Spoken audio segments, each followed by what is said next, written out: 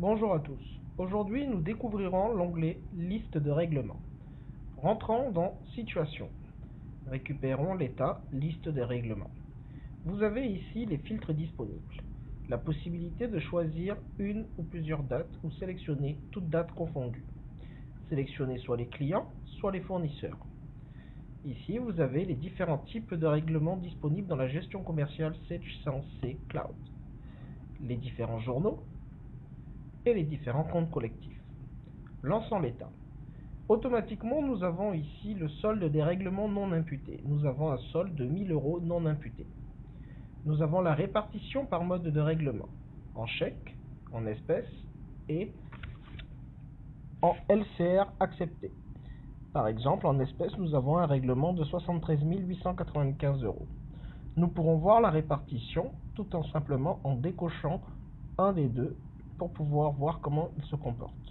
La répartition par journaux, donc par exemple dans la Banque Européenne Ltd, nous avons un règlement de 87 022 €, alors que dans la remise à l'encaissement BRD, nous avons une remise à l'encaissement de 1000 €.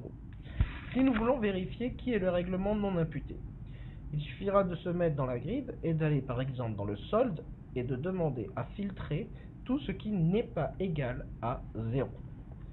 Lorsque nous faisons cela, nous avons automatiquement le compte, qui est le compte du client BAG. Donc nous rentrons par exemple dans la gestion commerciale, nous cliquons sur traitement, gestion des règlements, saisie des règlements clients, et nous allons voir ce qui se passe au niveau du client BAG. Et là, nous remarquerons qu'effectivement, nous avons un règlement de 1000 € qui n'est pas imputé.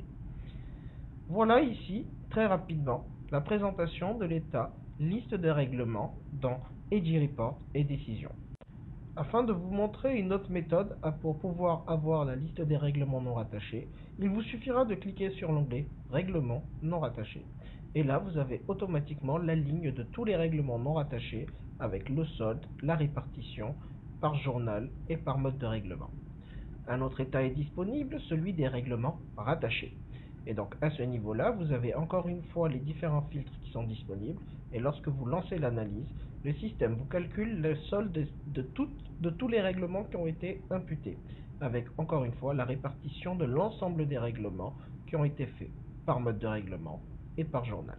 Les éditions Cori vous remercient donc d'avoir suivi cette présentation et vous présenteront très rapidement dans une prochaine vidéo l'état chiffre d'affaires des tiers.